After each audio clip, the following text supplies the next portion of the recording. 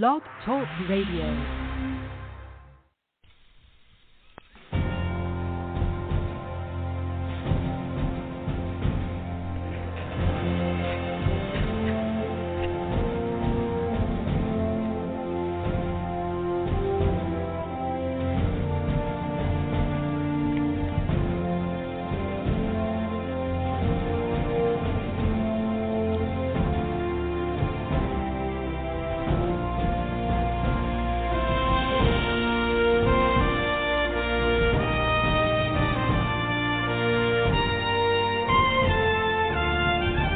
Welcome, ladies and gentlemen, to the Medlock Post radio show. This is where we educate, entertain, enlighten, and empower. The views and opinions on the Medlock Post radio show are those of the host and guests. They are not necessarily the views and opinions of Blog Talk Radio, Spreaker.com, its corporations, affiliates, or any other podcast streaming services. Thank you for joining the show today, and here is your host, Richard G. Medlock.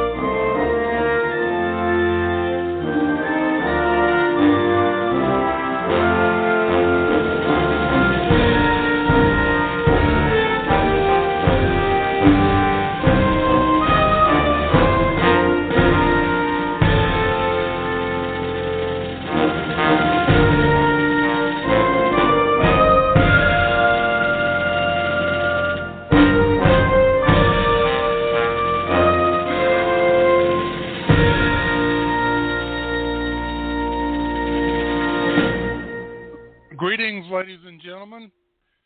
Welcome to the Medlock Post Hammer Control Center. This is your host, Richard G. Medlock.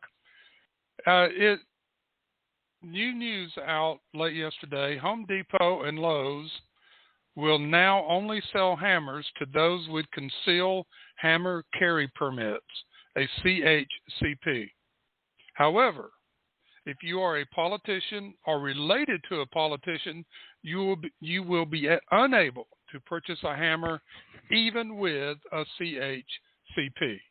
We need to protect our politicians and their families, and Home Depot and Lowe's is trying to do their part. So welcome to our show today, and it's November 2nd, folks. I didn't change the date on my script, so I'm going to write over that right now so I don't mess it up again. It is November 2nd, 2022, so you have 11/2/2022 or 11/2/22, however you want to do that. So 1 + 1 is 2. You get, all right, enough of that. That's how my crazy mind works. All right, episode 76 today is reverse brainstorming. Now you're sitting there going, reverse brainstorming? Yes. But before we get to that, I need to make a correction from episode 75. Yes, folks, I gave out wrong information concerning the elections in Brazil. It just shows that once a year I make a mistake. So that was my mistake for the year. Yeah, if y'all believe that. Yeah, okay. All righty. Sunday was the Brazilian elections for president. the reigning president or sitting president is Bolsonaro. Now, as of Tuesday, he did not concede defeat in his first public remarks, but he said supporters were the fruit of indignation and a sense of justice over the vote, injustice over the vote. Now, he's the conservative. The leftist, President-elect Lula da Silva, is expected to win and step into the presidency. This is what I said yesterday, that President Biden called da Silva and talked to him. And I said that he was the outgoing president. And then I said Lula had not conceded yet.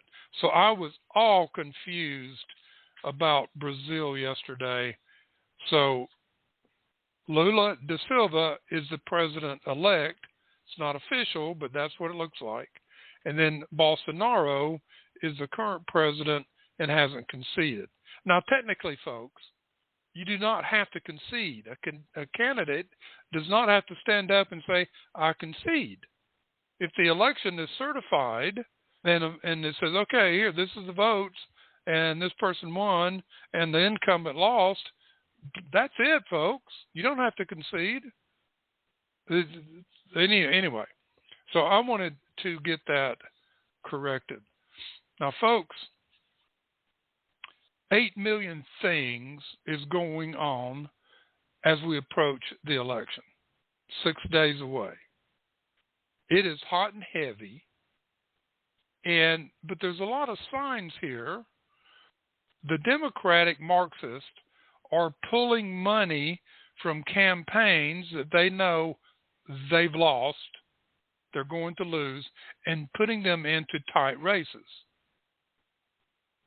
Now, the projection this morning, again, it changes every day, is that the House Republicans will have like a 36, 37 seat margin in the House. That's a pretty good margin. Some are saying it could even be a 50 seat. So that's what we're looking at there. The Senate, a lot of people are thinking, yeah, the Republicans are going to get control again, but the margin might only be 51-49. Actually, you have two independents. So it would be 49 or 51 to 47, and then two independents. All righty. I mean, we sit here and look at all this stuff. It's hard to try to keep up with it. But it doesn't look good for Democrats come next Tuesday. All right, and we're trying to, in these programs, help you understand why not to vote for a Democrat. And we're doing more of that today. It's going to blow your mind. Well, not really. A lot of this stuff you already know. I'm just confirming it.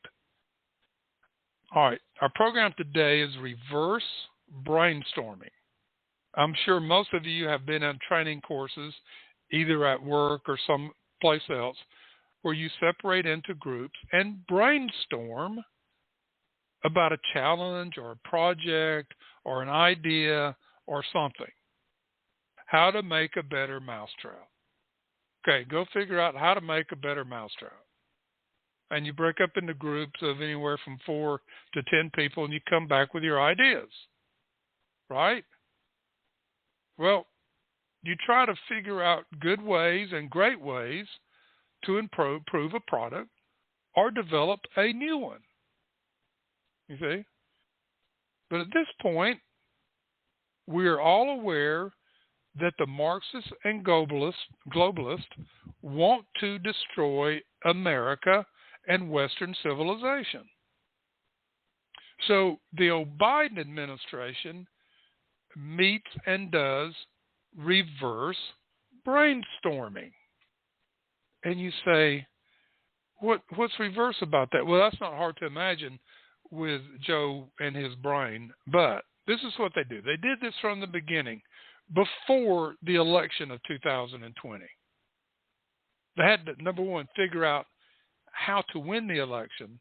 And then number two, once they won it, how to start destroying America again, because Obama had started it. Bill Clinton and George Bush, not as much George Bush, but and then Obama was just, let's fundamentally transform America. He was totally anti-American, a full Marxist Muslim, trying to destroy America, and he's in charge of that now. That's why I'm saying Biden now, because Biden is in charge. All right, so this administration started meeting and continue to meet. They've had to make course corrections. So this is some of the questions that they look at. And then you'll understand what reverse brainstorming is. So instead of asking the question, how best can we make America greater? They're asking, how best do we destroy America? Okay. Then, how do we take America from an energy-independent country to depending on Marxist and terrorist regimes for oil and gas? Now, you can answer that question real simple, can't you? That's right. Shut down as much of American oil and gas energy production in this country as you can, pump money overseas, and make us dependent again instead of a net exporter, which we were the day that Biden took office. The next question that they asked themselves, and I'm trying to fight a sneeze here, folks. All right. Their next question was probably something like this. What is the best way to destroy an economy of low inflation and high growth with all categories having the highest employment rates in history? Now, yes, when I say categories, it was the highest employment numbers for blacks, highest employment numbers for women, and highest employment numbers for Hispanics. Low inflation, 6% GDP growth, low taxes. How can we destroy that? Well, you can answer that question yourself, right? High taxes, cut back gasoline and energy production, limit it, and cause a supply chain crisis, and all sorts of things that they have done.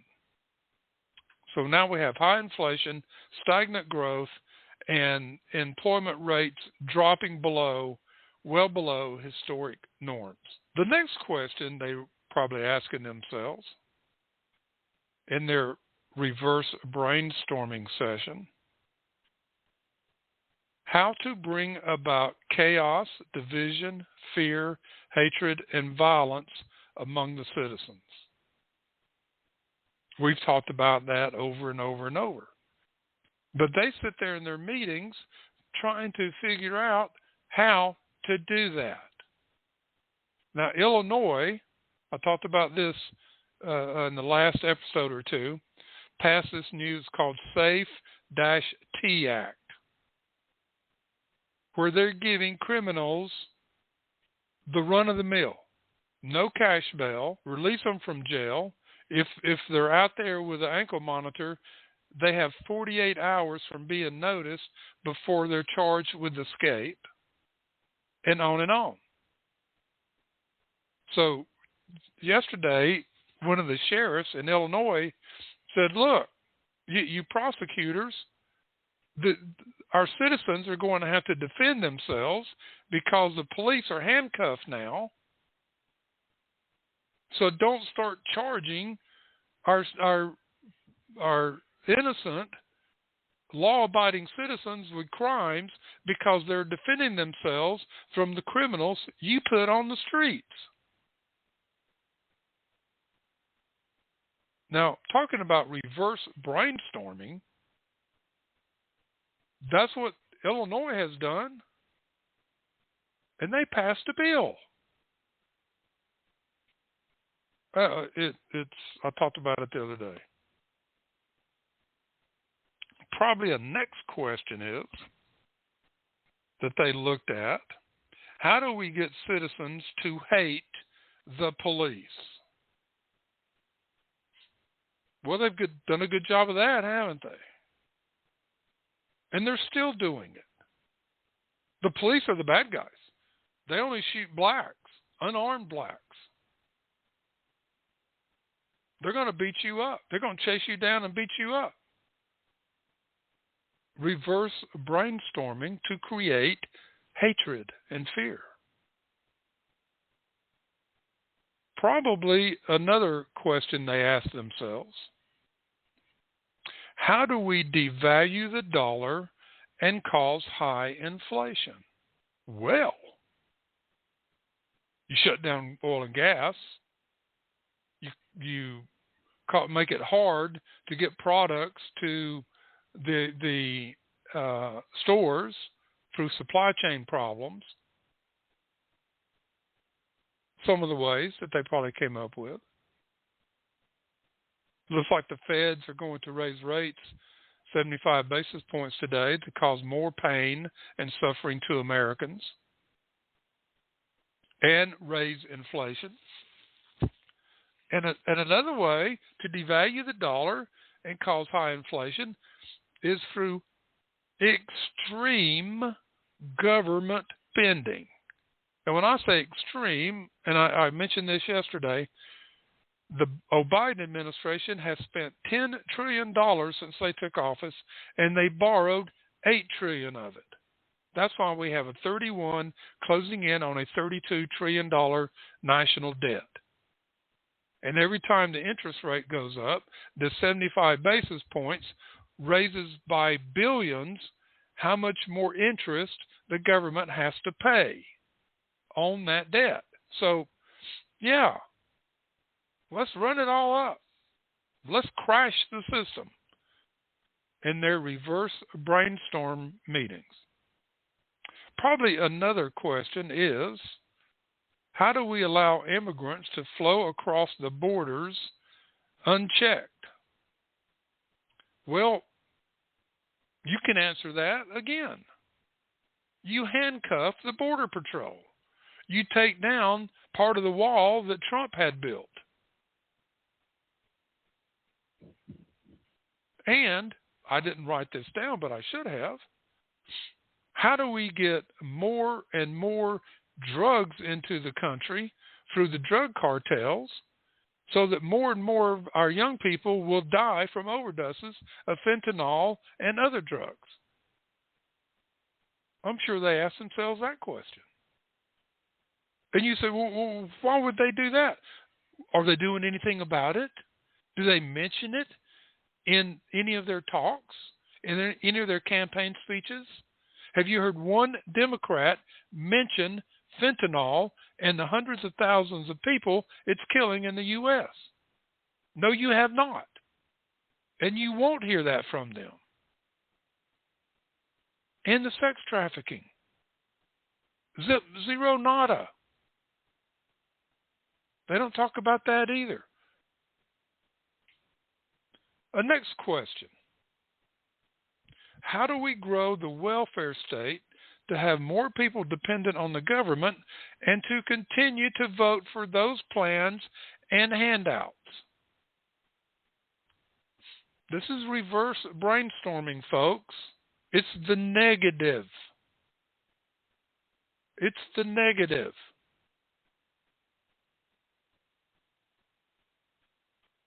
All right, so I'm going to get to a story about that, the welfare state, in a minute. It's going to blow your mind. Another question, how do we control the populace's spending and behavior to create a road to serfdom? Now, that's an interesting question, isn't it? How do we control the populace's or the citizens' spending and behavior to create a road to serfdom? Well, it's real easy. You monitor what they spend and you push electric vehicles on them. You've got to go buy an electric vehicle. You're destroying the climate. Oh, really? We're going to cover some of that today, too. Digital currency. This is how they're going to control everybody. And that's in the works, folks, worldwide, not just in America. Some countries are kicking it in this month in their banks. This is the globalists taking over. But don't forget, they want you on a road to serfdom, which means slavery. Another question they probably ask themselves: how do we destroy the Founding Fathers and the Constitution? Well, folks, the Democratic Marxists asked that question 100 years ago, and they've been answering it ever since. Take over education, indoctrinate, get people to hate America. Constitution is no good anymore.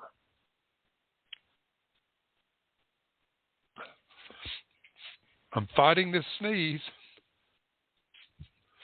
Hopefully, I'll win. I think I did this time. That's 2. Okay. Now, they destroy the Constitution by not following it. We talked about this yesterday, the Supreme Court.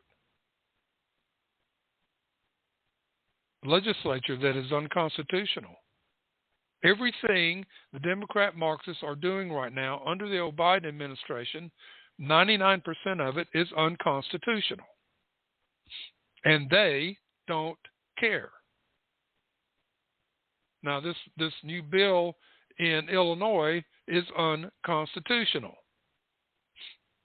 You go back to the preamble. Ensure domestic tranquility. Everything that the Democrat Socialists are doing is to take that away. Everything. I'm going to have to mute myself, folks.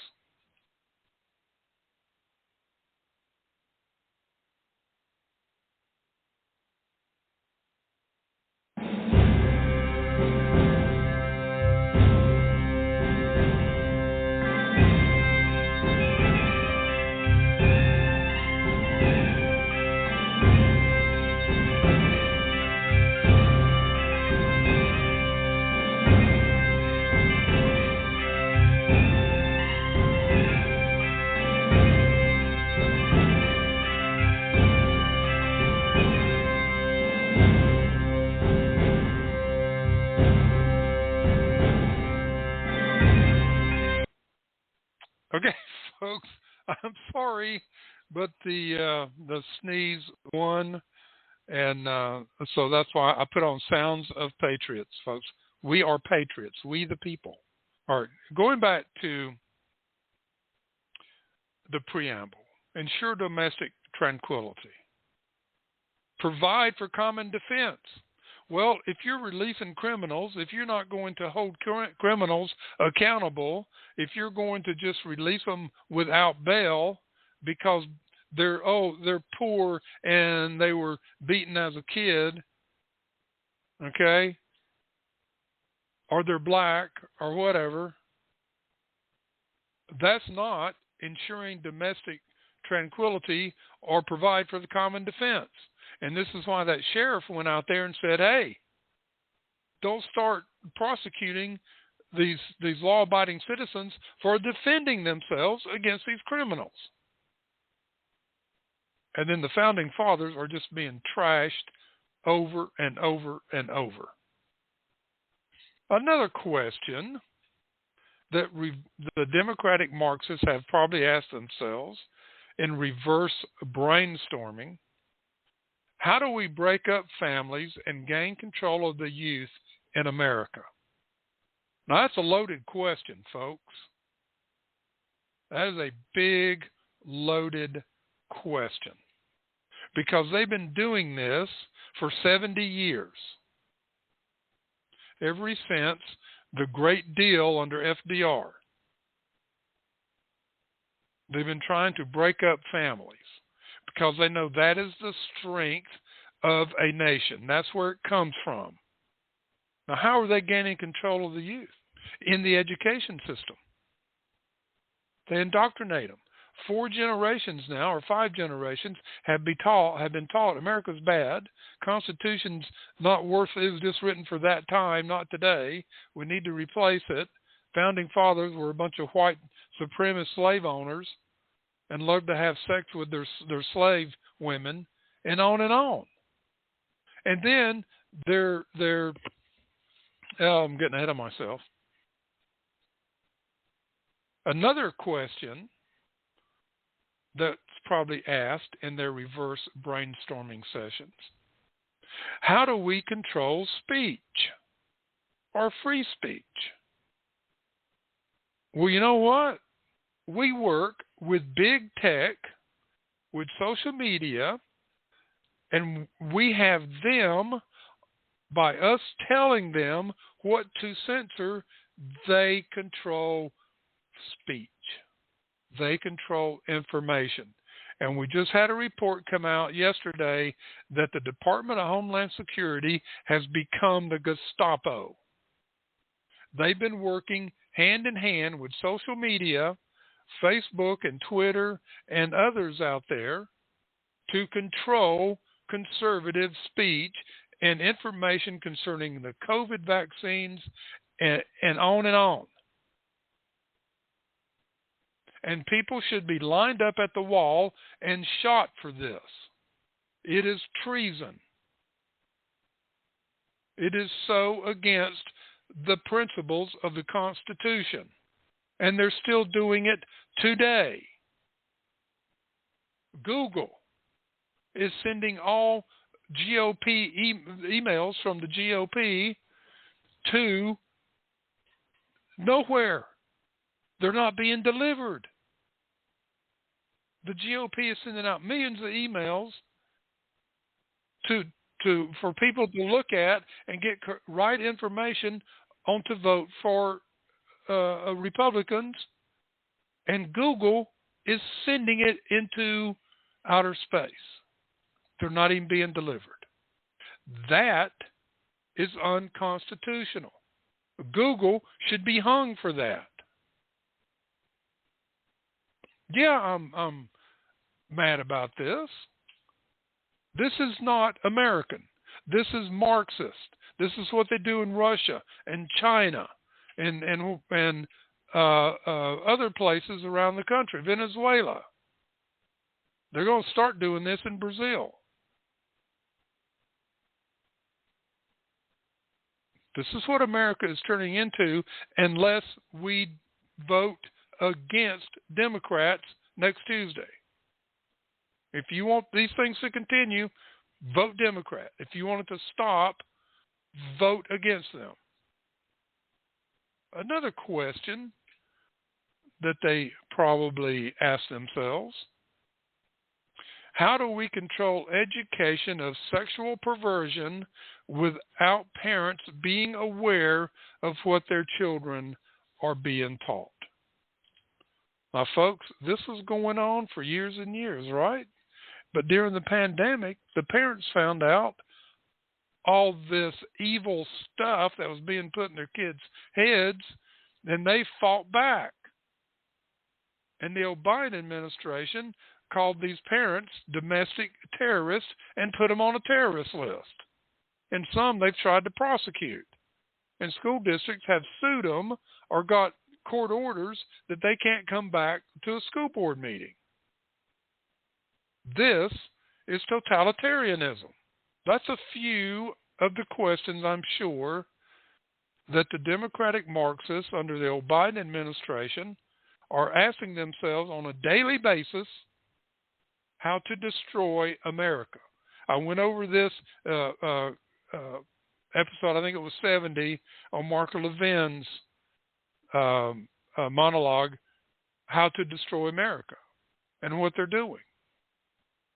So reverse brainstorming is just like, okay, family, we want to have a picnic. So to have a really good picnic, what do we need? Well, we want good weather, good food, no ants, no mosquitoes, no rain, etc. Reverse brainstorming is, we want to have a really bad picnic, so what do we need to do? Well, we take spoiled food, it's been sitting in the refrigerator for 2 weeks. We want a lot of ants, we want a lot of mosquitoes, we want it to rain and the wind to blow, and etc. You see the difference now? This is what the Biden administration does every day. Now, one of the questions is, how do we grow the welfare state? Ladies and gentlemen, it was revealed yesterday, information was released. I bet you didn't see this, did you? The Biden administration has been carrying out a covert welfare expansion program in Oregon, Louisiana, and Arizona. Yes, covert. Under the radar. And it's interesting that they announce it the week before the election, right? Yeah. They want to expand Medicaid from just health care to pay for food, housing, clothes, furniture, and more. It will cover non-medical expenses. All this with no work requirement. A study has shown that a family of 4 with no one working will receive between $70,000 and $90,000 per month in benefits from the government for doing nothing. Now, how many of you out there would like to have $70,000 to $90,000 a month, tax-free, for your family of 4? Well, most of us, we want to go out and earn it, right? But we go out and earn $90,000, taxes taken out. We pay taxes everywhere we go. We property taxes, auto taxes. Every time there's all kinds of taxes going on there. We have to buy our own insurance. And we're netting less than $70,000 a month. But we have to go out and work for that, and then we have to pay for a family of 4 to sit at home and collect benefits from our taxes, from our sweat and work. So they are fully dependent on the federal and state government for everything. So they want to turn Medicaid into a debit card for everything. Tax-free, a SNAP card. Oh, you know what? I would love a big 80-inch smart TV. Let's go down with our Medicaid card and go down to Walmart and buy one. I sure would like one of those beds that vibrates and it raises up, and I can prop my feet up, and it cools me in the day and warms me at night. Let's take our Medicaid card and go down and buy one. This is what they're doing. The Biden administration is looking at doing this nationwide. Now, there's a problem with this situation, a big problem. And this shows the tyranny that is involved here. Congress did not even know about this. They didn't approve it. They didn't appropriate any money for it. They didn't do any offset spending to pay for it. Nobody knew about this. That's illegal, folks. That's an impeachable offense of a lot of people. Not only the president and vice president, but the people that are running this program. They should be put in jail without bail. Anyway, do you see what the Democrat Marxists are doing? So if you want this to continue, vote Democrat next Tuesday. If you want it to stop, vote against the Democrats. Can we say this is a vote-buying move? Yes, we can. So there's two things here that's been revealed in the last 2 days, or actually yesterday. Number one, we're going to expand the welfare program with a Medicaid card that is your lifeline to everything. Free health insurance, free furniture, free clothes, free house, whatever you want, government will take care of you. And we're going to put $13 billion out there to an inflation relief check. Wow. Is that not vote buying a week before the election? You know, yesterday I told you about the poll that said 63% of Americans approved an inflation relief check. And then it was announced late yesterday that they're going, or this morning, that they're going to do a $13 billion help lower energy bills. So that tells me when we see a poll that says 63% of Americans approve, they're going to do it. If only 15% approved, they might not have done it. But they're sitting there going, oh, 63%, they'll vote for us. Well, they don't have their checks yet. If it's not approved between now and the end of the year in this Congress, the Republicans aren't going to approve it. The Republicans can shut down this Medicaid thing. Of course, Congress did nothing to approve it. This thing was a covert action out of the White House and Health and Human Services.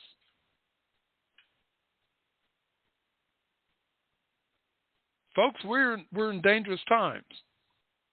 And no, I'm not a doomsday type person, but you need to understand what's happening here and why next Tuesday is important to get the Democrats out of power.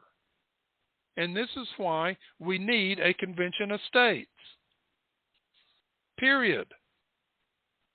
We have a government totally out of control.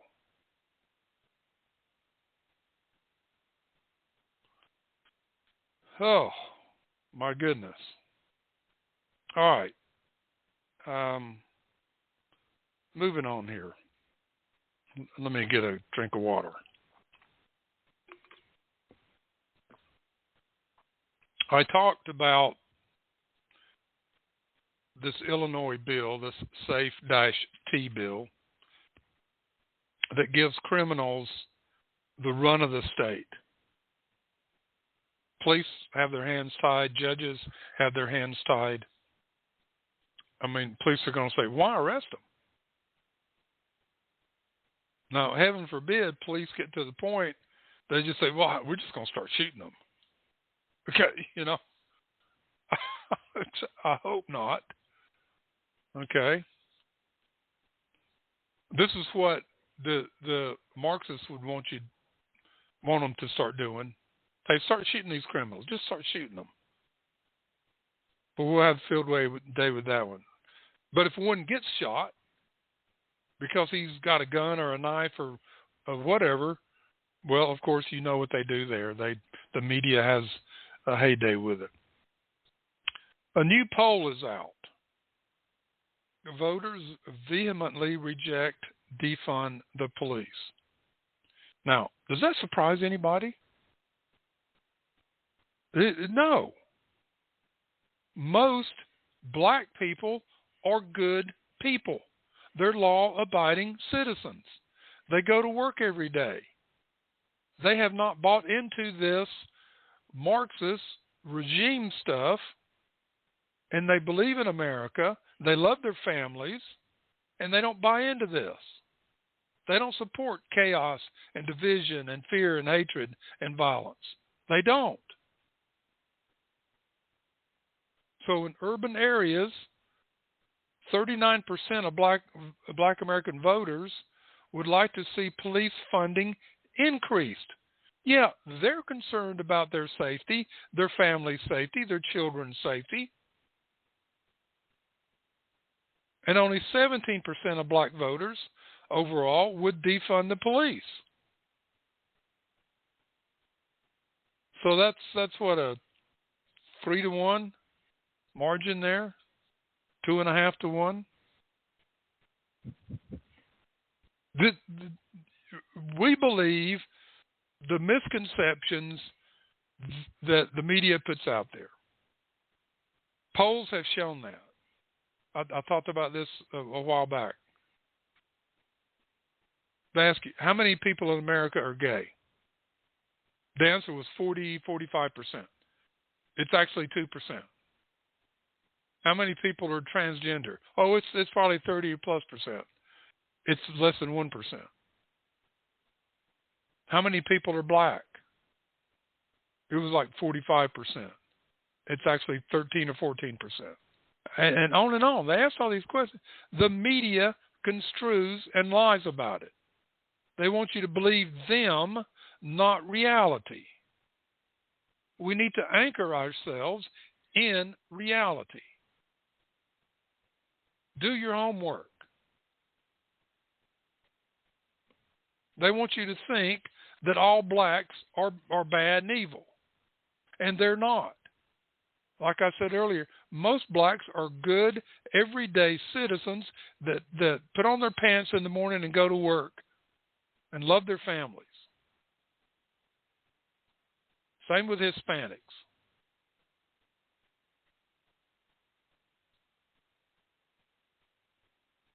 Do your homework, folks.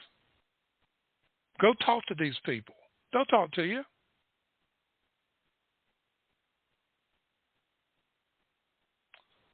All righty. So we're getting close to an election. So what did the Democrat Marxists come out? What was it, Monday? What's today, Wednesday? November 2nd? They came out after shattering countless lies with heavy-handed and unscientific COVID responses. The Democrats are now asking America to forget it and move on. Let's just pretend it never happened, shall we? Oh, really? The Democrats now, please forgive us. Oh, we're sorry that we caused all these businesses to go out of business, that had to shut down. We're sorry that we've put so many people on to pay them not to work, and you can't find employees, and you're having to shut your business down. We're sorry it has cost you so much. We're sorry your kids are way behind in school. No, they're not. They're not sorry one bit. This is part of their plan. It's part of the globalist plan. Klaus Schwab talked about it since 2019 from the World Economic Forum. There's sound bites. There's stuff you can go look up on the World Economic Forum. Now, so let's take a look maybe at some other things that Democrats might want to forget their responsibility for. All right? So they want us to forget COVID and the lockdowns and bad economy, but let's look at this.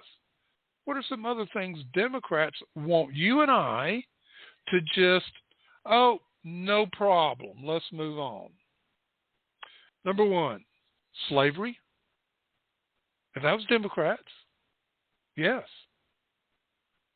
Jim Crow laws, Democrats. Grooming children, Democrats. Kennedy, Democrats. Banning Dr. Seuss books. So they go out and ban Dr. Seuss books, but then when parents want pornography books banned in school, you're a domestic terrorist. But they banned them, and now they want to be forgiven. Oh, please vote for us. We're good now. We'll do better. Yeah, right. Here's some other things. Trying to shut down a local business by Oberlin College with false accusations of racism. Remember they tried to shut down a local business? The business sued and won, and Oberlin College is having to pay them, what was it, like $32 million? Because they went out and bore false witness.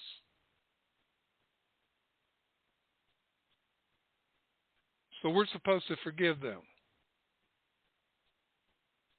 Now, do you really think Oberlin College is going to pay that bill? I bet you the Biden Treasury Department gives them the money, just goes into their computer, digitizes $32 million, and puts it in their account so they can pay it out. Trying to shut down a local business in Colorado with false accusations of homophobia. They're still going after this bakery in Colorado. He's been sued so many times, and he keeps winning. He says, I'm not giving up. The last ruling was, no, you're in your right. You have your religious beliefs. If you don't want to bake a cake for a gay wedding or a lesbian wedding, you don't have to do it.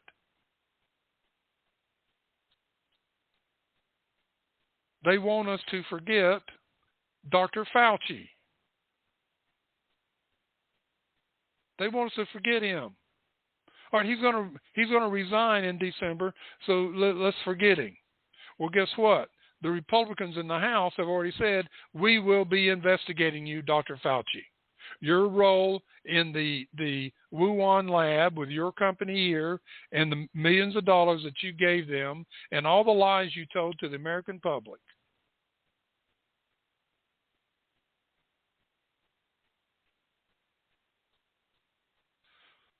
All right, we're supposed to forgive the Indian Removal Act and Trail of Tears. Yes, that's correct. That was Democrats. We're supposed to forget President Andrew Jackson, a Democrat, who wanted to take away the rights of the states in the South.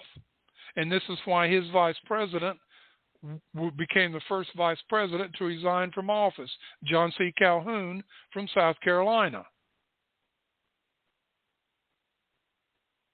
Now, remember, in the early days of the country, a president and a vice president, you didn't have tickets.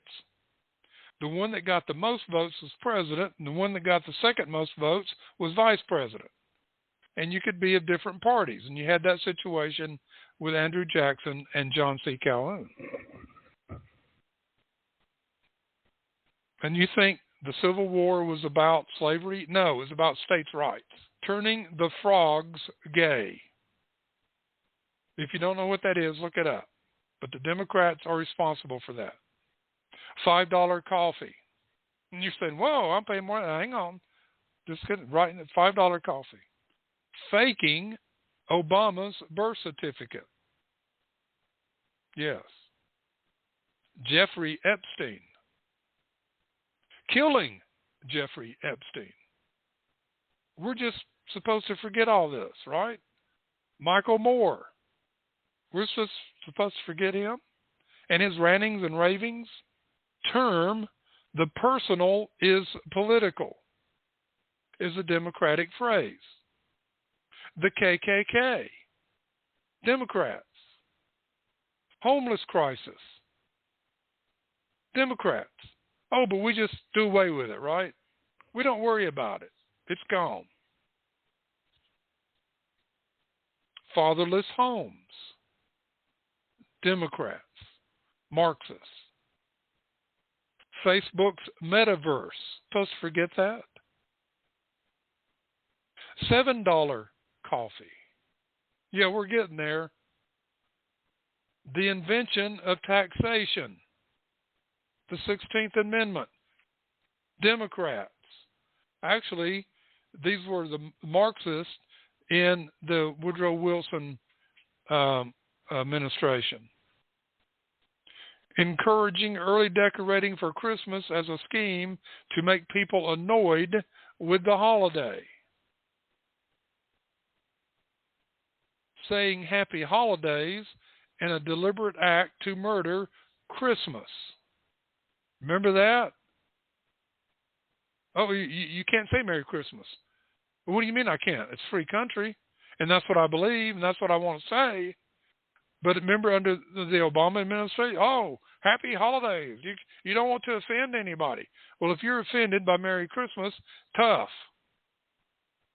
You only become offended when you choose to.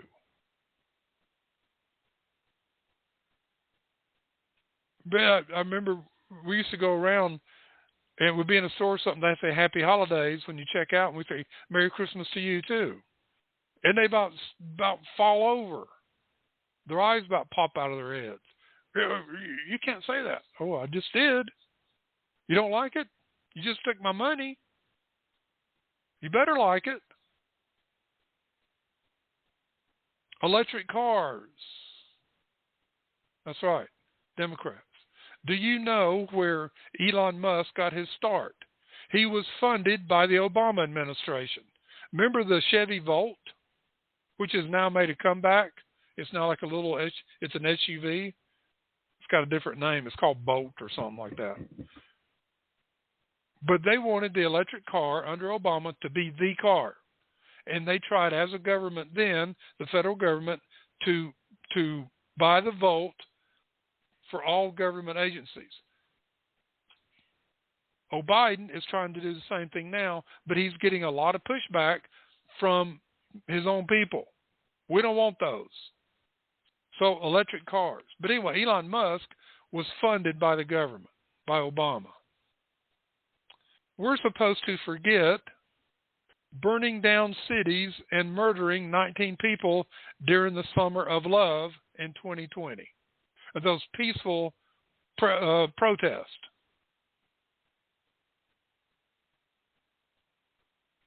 We're supposed to just forget that, right? And forget all those criminals that haven't been charged and put in jail because judges dismissed all the charges. Oh, you poor people. Oh, it's terrible what's happened to you. And that person that you didn't even know existed until he died by the hands of the police. Oh, you're oppressed. Oh, the 7 plagues. Let's take the 7 plagues away from you. And then we're supposed to forget that the Democrat Marxists and the globalists are trying every day to destroy the whole of Western civilization. They want to take it down.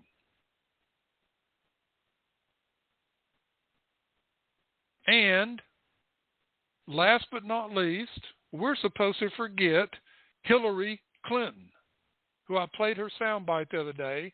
She's still trying to make herself relevant as a human being. And I'll stop there. But, yeah, we're supposed to forget Hillary Clinton and Bill Clinton and all the stuff that they did. Yes, ladies and gentlemen, the Democrat socialists are out there wanting us just to, let's be bygones. Let's just, that's old hat. Let's just, go forward, vote for us, and that will continue to happen. They don't say that, but that's what they mean. They're not going to change their ways. They're not. Okay, now one of the things on the list was electric cars. We hear this climate crisis, got to have electric vehicle. We got to do away with fossil fuels. They're destroying the earth. Well, then why did God give them to us and the technology to use them? See, these people think they're better. Well, they don't believe in God, number one, but they're making themselves into being gods. Talked about that the other day, too. But I want you to listen to this soundbite from John Stossel. And it's electric vehicle disinformation. And I hope I did this recording right before the show, so I hope it turned out pretty decent. I didn't have a chance to go back and listen to it. Electric vehicle disinformation. The electric cars are having a moment. Oh my God! Electric car sales are up 66%. Anybody want to jump in the back? And now my president says the future is electric, and there's no turning back. To make sure of that, some states are banning gas-powered cars. Gasoline cars are driving us toward climate chaos. We actually have to stop using fossil fuel vehicles. California's governor made that an executive order. We will eliminate the sales of internal combustion engines. Governments everywhere say they plan to do that. The government has a vision for a future where all our cars will be electric. But this is just magical thinking. It can't happen. In this video and the next, we point out 5 inconvenient facts about electric cars that politicians and green activists just don't understand. Electric cars are amazing. Physicists like Mark Mills of the Manhattan Institute do understand. He says the trend to electric is a good thing. But it won't change the future in any respect to oil use or carbon dioxide emissions. That's inconvenient fact 1. More electric cars will hardly dent oil use. If all of us bought electric cars, would it make any difference? So the world has 15, 18 million electric vehicles now. It could go to 300 million, maybe 500 million vehicles. I don't think it'll get that many, but that's the aspiration. That would reduce world oil consumption by about 10%. That's not nothing, but it doesn't end the use of oil for the world. Because most of it's used for what? Flying airplanes, driving buses, big trucks. The mining equipment that gets the copper to build the electric cars is all oil-fired, and it won't change because those trucks last 40 years. And even if all vehicles somehow switch to electricity, there'd be another problem because despite what we've heard, further, faster, cheaper, and greener. Electric cars are not all that green. Electricity isn't all that green.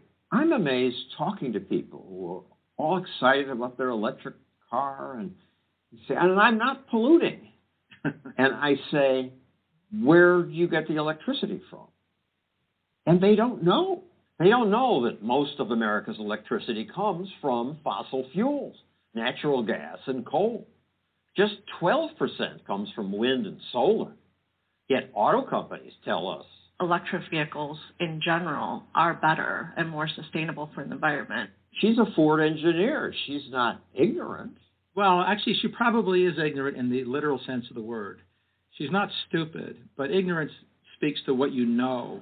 You have to mine somewhere on Earth 500,000 pounds of minerals and rock to make one battery. And most of this mining isn't done in the U.S. American regulations make it nearly impossible. So it's done other places, polluting those.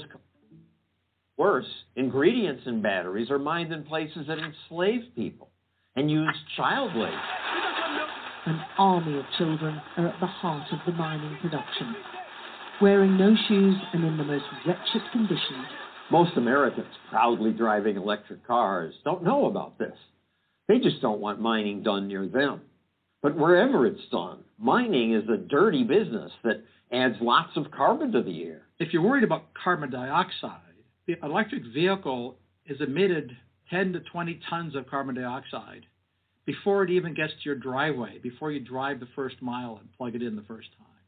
Carbon dioxide produced by the mining and the manufacturing and the shipping. Exactly. Volkswagen published an honest study. They point out that the first 60,000 miles or so you're driving an electric vehicle, that electric vehicle will have emitted more carbon dioxide than if you just drove a conventional vehicle in the first place. For a while before the electric part starts to win. You have to own it for at least 100,000 miles, and then the electric part wins by some. So it doesn't get you a zero emissions vehicle. It's reduced the emissions then by 20 or 30%, which is not nothing, but it's not zero. No, it's not close to zero. In our next video, more inconvenient facts about electric cars. Politicians make impossible assumptions about batteries and the electric grid. I hope you listen carefully to that. That's John Stossel. You can go to YouTube, look on that, electric vehicle disinformation. Did you hear the statistics? If there were 500,000 electric vehicles out there, it would only cut fossil fuel consumption 10%. 10%. Of course, the globalists and the Marxists want everybody driving them, which is not going to happen. Like you said, these big mining trucks, big, huge vehicles, they're made to last 40 years. They're not going anywhere. Airplanes. I reported a couple of weeks ago that the company in Europe that was trying to build a powered airplane shut down. Didn't work. Didn't work. Now, speaking of, in London, electric vehicle battery firm British Volt, one word, averts immediate collapse with short-term funding. Out of London, based electric vehicle battery firm British Volt said Wednesday it had secured short-term funding, a move that will enable it to stave off administration for the time being, which administration means bankruptcy. The company said its employees had also agreed to a pay cut for November. In a statement sent to CNBC, the firm said, quote, while the weakening economic situation is negatively impacting much business investment at present, at British Volt, we are continuing to pursue positive ongoing discussions with potential investors, unquote. And added to that, quote, in addition, we have also received promising approaches from several more international investors in the past few days, unquote. Promising investors. So what is it saying here? People do not want to invest in this. People are waking up to this. That's a losing cause. Solyndra, under Obama, 99% of the firms that Obama propped up and got started went bankrupt. But there was no investigation into that. Those owners walked away with billions of dollars of government money and nothing happened. No investigation. Was there any wrongdoing? Wait a minute. They got all that money. There was no oversight. Then all of a sudden they're shutting down. Didn't produce a thing.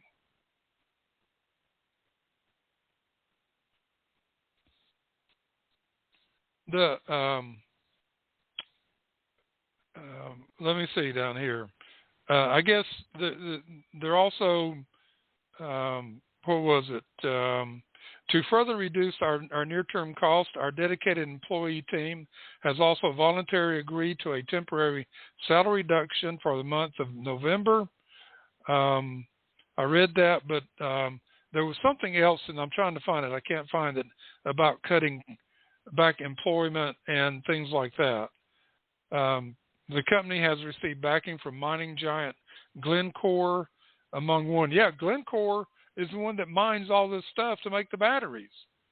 Oh, so we're going to finance you to take our product. So when do we make a profit out of financing you and you buying our product? When do we make a profit? Don't know. All right. anyway, by January, they could be closed down. The UK is looking to increase the number of electric vehicles on its road in the years ahead. That one soundbite from the EV disinformation was from a British report, BBC. We want all electric vehicles in our country. All right. The war, the Biden war on the energy industry is fully unleashed right now. The American Petroleum Institute president and CEO, Mike Summers, on Biden's remarks on gas prices. Now, this was October 31st. This was right before Biden came out and gave his war profiteers speech. But the API came out with this comment. The American Petroleum Institute today released the following statement from President and CEO Mike Summers in response to President Biden's remarks on gas prices. Quote, rather than taking credit for price declines and shifting blame for price increases, the Biden administration should get serious about addressing the supply and demand imbalance that has caused high gas prices and created long-term energy challenges. Today, the president proposed to raise taxes on the U.S. natural gas and oil industry that is competing globally to produce the fuels Americans need every single day. Oil companies do not set prices. Global commodity markets do. Increasing taxes on American energy discourages investment in new production, which is the exact opposite of what is needed. American families and businesses are looking to lawmakers for solutions, not campaign rhetoric, unquote. Analysts of a windfall profits tax established in 1980 have found that it decreased domestic energy production and increased reliance on imported oil. According to the Congressional Research Service, the tax reduced domestic production by as much as 8% from 1980 to 1988, when it was repealed in part because it made the United States more dependent on foreign oil. API represents all segments of America's natural gas and oil industry, which supports more than 11 million U.S. jobs and is backed by a growing grassroots movement of millions of Americans. Our approximately 600 members produce, and distribute the majority of the nation's energy and participate in API Energy Excellence, which is accelerating environmental progress by fostering new technologies and transparent reporting. API was formed in 1919 as a standard-setting organization and has developed more than 800 standards to enhance operational environmental safety and efficiency and sustainability. And then Mike Summers was being interviewed by Larry Kudlow yesterday. And Larry Kudlow, they were talking about, especially in the Northeast this winter, that those that are using heating oil to heat their homes, the prices are going to go up like 30, 40, 50%.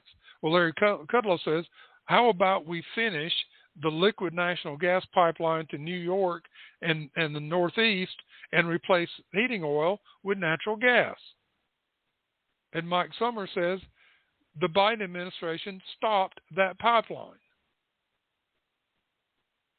So tell me why we should keep the Democrats in power. You can't unless you're a Marxist. Now, I want to finish out this quick story from Canada. This kind of was shocking to me yesterday, but then when we understand what President Trudeau, or we should say Czar Trudeau, who's turned into a total tyrant up there, totalitarian, he wants to take away everybody's guns. He wants to do everything a Marxist country would do. And anyway, so this Senator Pamela Whelan, Wallin, who strongly supports euthanasia, known as medical aid in dying, MAID, in Canada, introduced Bill S-248, an act to amend the Criminal Code, Medical Assistance in Dying, to permit involuntary euthanasia by advance directive when a person is not capable of consenting to be killed. So what does this bill do? It says that the government or the doctors, the hospital, can decide that they can euthanize you. Now, it doesn't say anything about politics or anything. They try to focus on if you have a terminal disease or things like that, who are psychological suffering.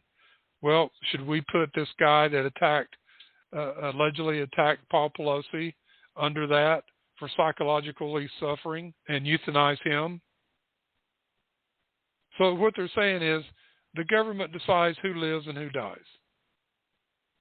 Now, you can look this up. Canadian bill that will euthanize patients without their consent. That is gross. That is gross, folks. They're playing God, and that's what we don't want. And also, infant euthanasia is proposed by the Quebec College of Physicians. This is just crazy. All right, that's Bill S-248 to approve infant euthanasia. Oof. All righty. All right, folks, I'm going to close out with a quote today. Oh, no, we're not. We're not going to close out yet. I want to play a song. Matter of fact, Larry Kudlow, I don't know how many people knew this. He quoted from this song yesterday. Pretending to pay you while you pretend to work, or while I pretend to work. He quoted this song. I want to play this. I want you to listen to the words, because this is what serfdom looks like.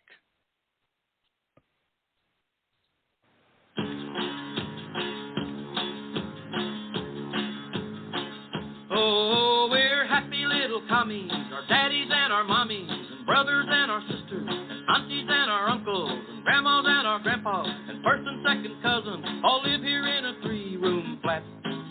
We line up and take a number, and wait to use the bathroom, and whistle through our little commie hats. And then we act like we had breakfast, and smile and rub our tummies, and go along our little merry way to our little commie jobs, where we pretend to work and they pretend to pay. Now you take Cuba, a veritable paradise, with a plethora of beans and rice, and evidently every 57 Chevy ever made, and we keep them running at a snappy little linen-like pace, while our illustrious leader blows promises of our face. Oh, we're happy little commies, our daddies and our mommies, and brothers and our sisters, and aunties and our uncles, and grandmas and our grandpas, and first and second cousins, all live here in a 3-room flat.